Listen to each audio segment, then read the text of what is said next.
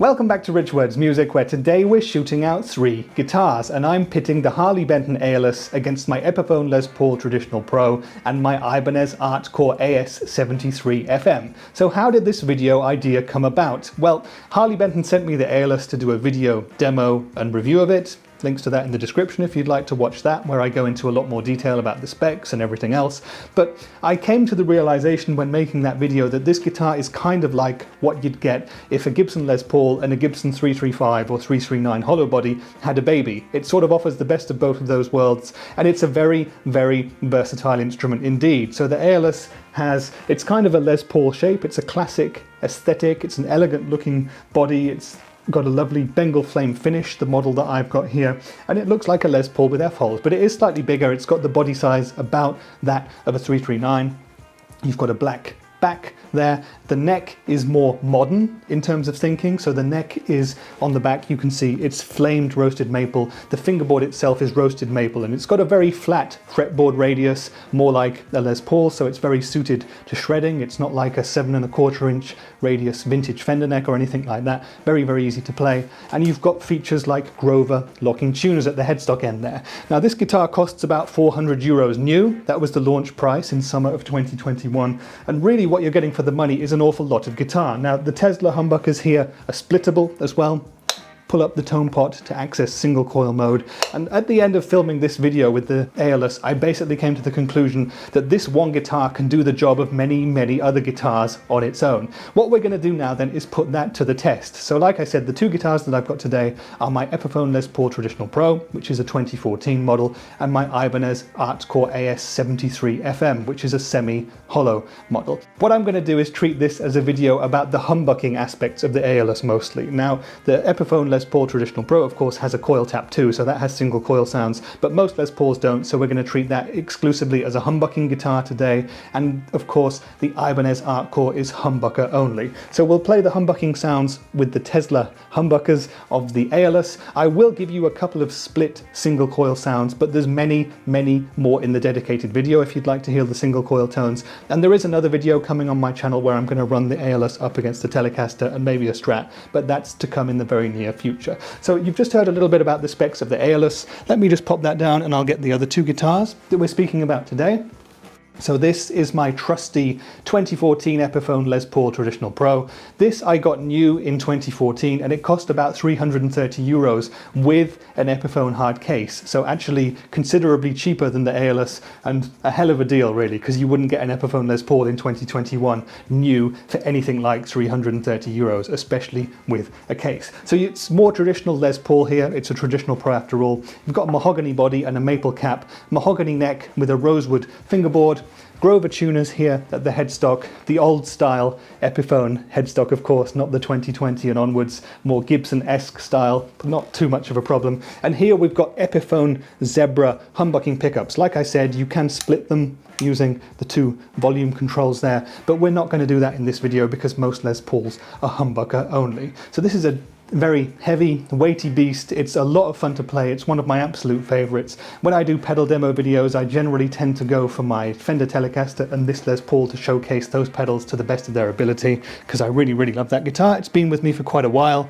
And this is the Ibanez Artcore, the AS73 FM, in a beautiful Azure Blue Gradation. You guys know if you watch my channel that I love blue guitars. There is also a full in-depth detailed review demo video of this guitar as well. Again, links in the description, in the comments on my channel. You'll find it if you want it. But this is also similarly priced to the other 2. So this is about 400 euros new. I don't believe you can get this color anymore, but there are others available in the Ibanez line. Now, Ibanez are known for their quality control and their price value ratio. So this also, like I said, is about 400 euros, but is very, very good value for money indeed. I really, really enjoy this guitar. The least inspiring thing about this guitar for me is the pickups. Now these are Ibanez's own pickups. They're not too bad. They're kind of classically voiced humbuckers, and I enjoy them, but I'm not sure if I want to upgrade them or maybe swap this guitar out for something else. And that was another thing that got me thinking when the Aeolus came in, and I was like, can I do the job of this guitar with the Harley Benton Aeolus? So that's what we're going to find out. So just a quick run through the rest of the specs here. We've got a Linden body. I believe Linden is probably a slightly cheaper version of Cherry to use for this kind of semi-acoustic guitar, and a beautiful maple top here. I do like just looking at that top. But anyway, 2 bound F holes there, volume and tone controls for each of the pickups, and a 3-way switch. Now, the neck material is Nyato, or Nyato, however you pronounce that, and the fingerboard is Laurel. The most of the rest of the hardware is Ibanez's own, so very, very good quality. You know what you're going to get. It's their own brand stuff, and it's very good indeed for the price. So those are the 3 guitars then. And what we're going to do is I'm going to play riffs across all 3 of them. So you'll hear a riff on the Aeolus, then you'll hear it on the Epiphone Les Paul, and then you'll hear it on the Ibanez AS73 FM. We'll play a bunch of riffs in a number of different styles, as is usual for my channel. We'll do some clean stuff, we'll do some classic rock, we'll do some indie, and we'll do some heavier stuff. My amp for today is going to be my Hughes & Kettner Black Spirit 200 head. We'll start things off on the clean channel. I will then kick in my Greer Lightspeed for some lighter crunch, and once we move up into the gain, we'll play some glam rock and some heavy rock on the lead channel of the amp. Finally, I'll move back to the clean channel and engage the Rev G3 for some heavy distortion sounds. Now, just a final point for those of you watching the Aeolus who haven't seen my other video. This switch here was kind of wired wrong, or it's the wrong way around, and because it's not my own guitar, because this was sent to me for the demo, I haven't changed it. But just so you don't get confused, this is the wrong way around. So if the pickup selector is down here, I'm playing the neck pickup, not the bridge. The middle is the middle, and up here you would expect it to be the neck pickup, but that's actually the bridge. But you should get it from the sounds anyway. Okay, so this is the Harley Benton Aeolus versus my Epiphone Les Paul and my Ibanez Artcore AS73 FM. Let's play them all a bunch now, and we'll speak in more detail about them afterwards.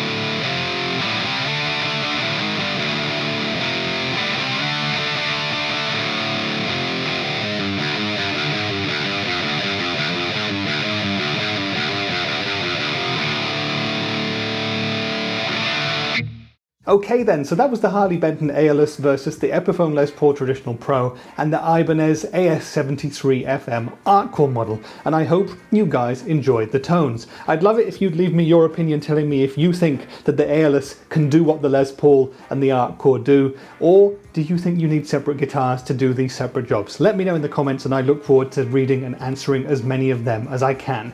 So let's go into it in more detail then, and I'll give you my thoughts on the three guitars. So I've had the Aeolus in the Rich Words Music office now for 3 or 4 weeks. I've played it very, very much. I've really used it for many, many different things, and it is really a joy to play. I really, really enjoy this guitar, as I said in the original video, and I stand by those views. It's a very, very good instrument indeed, and it does cover a bunch of very, very different sounds. So I really do think you could use this guitar as a single instrument to do, for example, a varied covers gig or a tribute band show or something like that. A show where you'd be using one guitar to play a bunch of songs, maybe a couple of sets in a variety of different genres with different amounts of gain, and songs that called for different instruments too. I mean, if you were exclusively going to be playing Hank Marvin stuff, you'd want to have a Strat. If you were exclusively going to be doing country, you'd probably go for a Tele. But for anything else, and for anything which is not totally specific, I really feel like the Aeolus does a very good job indeed. However, the Les Paul is also a very versatile instrument, and the semi-hollow, the Ibanez AS73 FM, the Artcore model, is also pretty versatile indeed, especially considering that it's humbucking pickups only. So what do I prefer? What's the best? And do I think that you can replace those two other instruments with this one? Let me give you my thoughts now then. Okay, let's start on the build quality and the hardware then. So for 400 euros or thereabouts, you get very, very much indeed with the Harley Benton Aeolus. Like I mentioned before, you've got Grover locking tuners, you've got roasted maple neck and body, you've got beautiful looking woods throughout, you've got these decent Tesla pickups. It's all very good indeed. So for the price you pay, you get a lot in it, and it came to me from the store set up very well indeed. I didn't have to do anything to the guitar. It's just played fantastically from day one, so no problems there whatsoever. The build quality is good. As I mentioned in the original video where I went in detail, it's a little bit untidy inside the body there, some of the workmanship. Watch the video to see me comment more on that, but it's a minor thing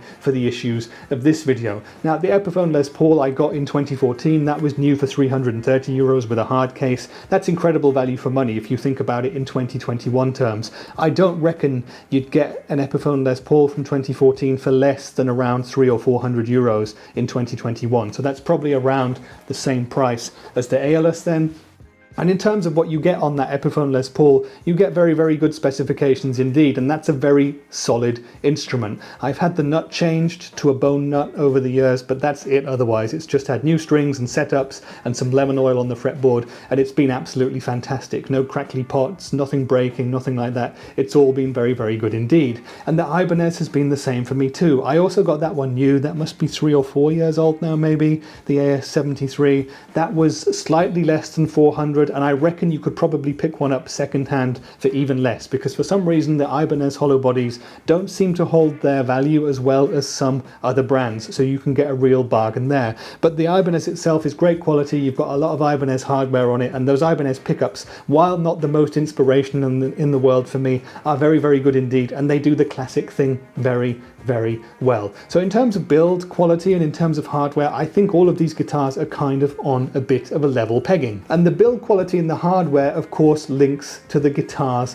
playability, and all three of the guitars are very playable indeed, but there are some differences just to mention here. I think the main thing to talk about when it comes to playability is the necks, so let me tell you about the three of those. Now, on the Harley Benton Aeolus, we've got a flame roasted maple neck and a roasted maple fingerboard. It's a satin finished neck. It's kind of a medium C profile to me. It's not thin, it's not super chunky, but it's a good handful. It's very comfy indeed, and the satin nature of the neck means that it's very easy to get up and down. It's got stainless steel frets too, adding to the value, and the frets were all done really nicely. They all seem to be crowned well. The intonation was totally fine, no problems there, and that makes the guitar very easy to play indeed. Across the body we've got a couple of chamfers on this guitar that just gives you better upper fret access, makes the guitar easier to play if you're doing soloing or stuff like that. Not that I do much of it. So in terms of playability, the Aeolus scores very highly indeed. Let me just pick up the Epiphone Les Paul now so I can talk about the playability on that one.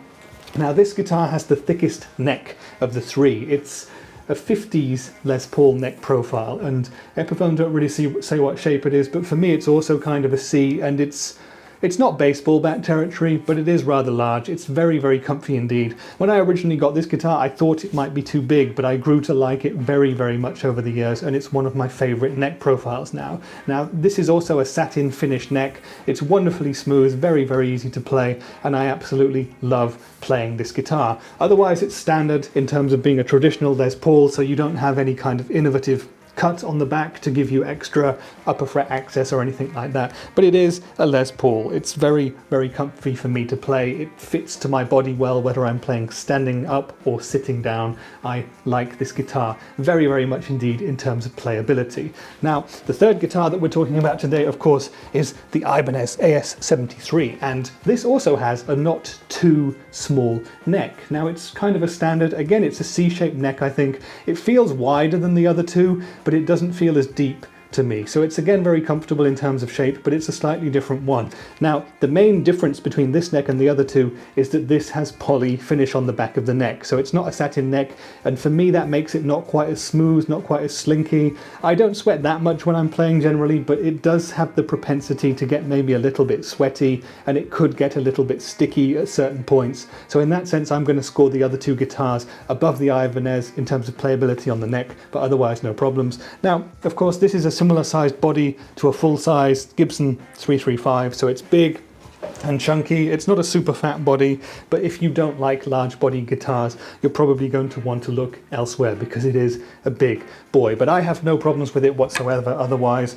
I find the upper fret access very, very good on this guitar as well. And apart from that neck occasionally not being as slinky as the other two, this guitar is also very, very fun for me to play. I guess the most important thing we're going to look at today is how the guitars sound, and can the Aeolus do what a hollow body or a semi-hollow guitar can do, and can it do what a Les Paul can do, and can it do it authentically? I'd say the Aeolus gets about 95% there, and I know you guys can make up your minds based on the sounds that you've heard here, but from my playing experience it gets very close indeed. There are obviously differences between the three guitars. Now, the pickups are not the same in any of them, and of course I've mentioned the main specifications, the body woods, the neck woods, why the guitars would sound different, but you can do a very, very good job with the Aeolus of recreating the Les Paul and the AS73 FM tones. Now, in terms of the pickups themselves and in terms of the versatility of the sounds, I would say that the Ibanez here is the least versatile of the three. Now, that's not just because it only has humbucking mode, although that is of course a factor. It's just that the voicing of these pickups, these Ibanez humbuckers, is slightly more classical than the other two guitars, and I think that that means once you get up into high gain, you can cover metal, you can chug with this guitar, but it's not quite at home doing those things. It doesn't go quite as tight, it doesn't have that kind of aggressive modern edge to it, if that's what you want. Now, I know many of you won't be buying a guitar like this to play modern metal, but that's just a point that I feel is necessary to make. This guitar is absolutely at home playing cleaner stuff, playing classic rock and indie and stuff like that. For the totally clean tones, you can get beautiful, mellow, jazzy sort of sounds using the middle and neck pickup selector switch settings. It really sounds kind of warm and rich and just nice for stuff like that. It's a beautiful guitar for playing anything like that. Vintage blues, vintage jazz, vintage rock as well. Country too. You won't get the bite of a Telecaster or even of a Strat bridge pickup from these humbuckers, of course, but it can do country and western stuff very well indeed. And on the middle pickup selector switch setting, you can almost get this guitar sounding a little bit like an acoustic for some stuff, which you might need at some point, who knows. And I would also say that this guitar is very much at home doing that indie and rock thing. A lot of my favourite indie bands use Gibson 335s and 339s, and I know this is not exactly the same guitar, but it does have that big sound, and it's a sound that I associate with some of my favourite acts, like Mando Diao, for example, and I know that slightly more famous bands like Kings of Leon, and even Jet in the classic rock genre, they use semi-hollow and hollow body Gibsons as well. And this is a sound that I totally associate with those genres. You can get it with this Ibanez, no problem at all. It's slightly airier than the sound that you get with the Les Paul. It's slightly more open and fuller, and I suppose it befits the body of this guitar. It's full-size tones from a full-size instrument. But in terms of overall versatility and playing experience, you'll get beautiful tones from this guitar, but it's the least versatile of the three. Now if we move across to the Epiphone Les Paul Traditional Pro, we're going into much more modern territory. We're going into much hotter humbuckers. So let me just swap the guitars over here.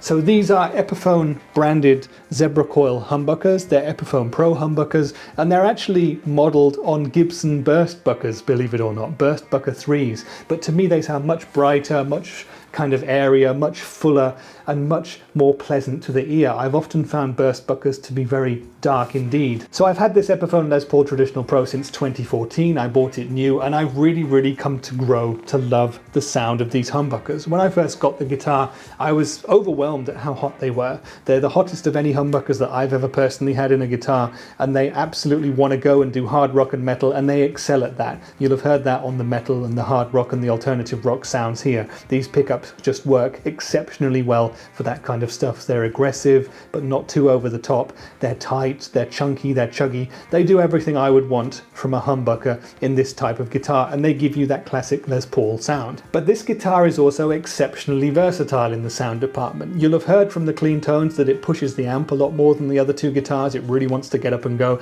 But if you turn the gain down a little bit, it will do pristine cleans too. It does also do that mellow, jazzy kind of a sound. It does do country sounds, and it does do pop and soul and everything like that too. Stick a bit of reverb on there, go onto the middle pickup selector switch setting, and you can just be doing classic noodling forever and ever. It's a beautiful sound. Now, when you add a little bit of crunch into it, you go straight into classic rock and indie modes, and it does that fat Les Paul thing, which for me is unmistakable. I absolutely love that sound, and this is a guitar that I always pick up if I want to get that kind of tone and have it slightly fatter than a single coil. I know that we're only focusing on the humbucking tones for the purposes of this video, but I do just have to mention too that you can split both of the pickups down to single coil on this guitar using the respective volume knobs, and the single coil tones are absolutely to die for. When you split this down and use the bridge pickup as a single coil, it sounds like the world's fattest and beefiest Telecaster. I think it sounds absolutely wonderful. I've had many a comment from people who've heard it as well, who are so surprised at how good it sounds on single coil mode too. As I said, we're not doing that in this video, and this is not a criteria on which we're measuring this guitar against the Ibanez or the Aeolus, but it's just so you guys know that as well. And if you're ever in the market for a Les Paul and you see a 2014 Epiphone Les Paul Traditional Pro, give it a try, because I love these pickups. And if I ever see another one of these guitars on the market, I think I might have to snap it up, because it plays, sounds, and feels so good. So yeah, full marks for me here for the Epiphone Les Paul in the versatility and the tonal department. I love this guitar, and it can do pretty much everything. And that leads me on to the Harley Benton Aeolus. How does that stack up against this Les Paul, which I know and love so much? Now, the Aeolus has two Tesla humbucking pickups, which you can split down to single coil mode. And this is what got me raving about the guitar so much when I first had it in, because you can basically get it to sound like so many different instruments. The combination of the Les Paul style body and the F-holds with the humbuckers and the single coils too really means that you can go anywhere with it. And if you watch my dedicated review and demo, you can really hear that too, but you can also hear it from the tones and the sound samples in this video. But how does it stack up against the Ibanez and the Les Paul? Well, I feel like it kind of sits somewhere in the middle. In terms of tones, it's probably the most versatile guitar of the three, because it does that kind of area, hollow body kind of vibe thing, more so than the Les Paul. However, I would say that the Epiphone humbuckers do metal and high gain better than the Tesla pickups in the Aeolus. Possibly because they're hotter output as well, possibly because they're built to do that more. But if you're looking for a guitar for ultimate versatility, you can't go wrong with this or a Les Paul, but I would say try both of them and consider which one for you. Which end of the scale are you going to be going to? Are you kind of going to be in the middle and edging towards high gain stuff, or are you going to be edging towards lower gain and classical sounds? And I would say if you're edging towards lower gain, if you're edging towards the classic sounds and blues, possibly the Aeolus is going to be the better choice. But if you're edging more towards high gain stuff, if you want to play metal, if you want to down tune, things like that, then the Les Paul Traditional Pro, for me at least, does it better. Now, in terms of sound quality, I feel like the three guitars are pretty much evens. Overall, I would say probably the sounds of the Ibanez are best for classic neck pickup stuff and jazzy mellow vibes. For high gain stuff, the Les Paul is the clear winner, and when it comes to classic rock and when it comes to indie as well, I would probably say that I prefer my Les Paul in this instance. Nothing against the Tesla pickups in the Aeolus, but it just hasn't perhaps been in my ears long enough for me to grow to love it like the other guitars. And so overall, I would say that if you're trying to make a decision on which of these three guitars you think is the best and which one to go for, it's ultimately down to personal taste. When it comes to the price-value ratio of all of the guitars, when it comes to the build quality and the quality of the hardware and the specs, they're all pretty similar, especially considering the prices that you pay. And I would say that if you're looking still for an instrument to cover absolutely everything, it's possible that the Aeolus is the most versatile of these three. If you consider that the Ibanez doesn't really want to do the really high gain stuff, and the Les Paul doesn't have the hollow body advantage that the Aeolus has, in that sense this guitar is more versatile than the other two. But is it better? That's a very, very hard question to answer, and of course it's all based on opinion, and I think if you asked me today and then if you asked me tomorrow, I would give you two different decisions about that. If I was to pick one of these three instruments to take to do an anything goes gig, because my Epiphone Les Paul has been one of my favorites for so long, and because it has that beautiful split single coil advantage as well, I would pick that guitar. And overall I would pick that guitar over the Aeolus, but that's personal taste only. I don't think there's much to choose between them in terms of kind of the stakes of how they've been built and how they sound overall. Now the Ibanez is slightly different for me. It does a slightly different job. It's a full-on, full-size hollow body, and it just has the humbucking pickups. So I hope this video has been useful for you in some way. I hope it's given you more of an insight into what the Aeolus can do and how it compares against the Les Paul style guitar and how it compares against the 335, 339 Ibanez Artcore style of guitar. If you have any more questions about this or anything else, Aeolus or Les Paul or whatever related, feel free to ask me in the comments. I'll answer to the best of my ability and give out as much information as I can. Stick around with the Rich Words Music channel. If you're still watching and haven't subscribed yet, please do that too, because there's many more similar videos to this already on the channel, and there's many more to come. But that's been it for today. I've been Rich for Rich Words Music, and I'll see you in the next one. Bye for now.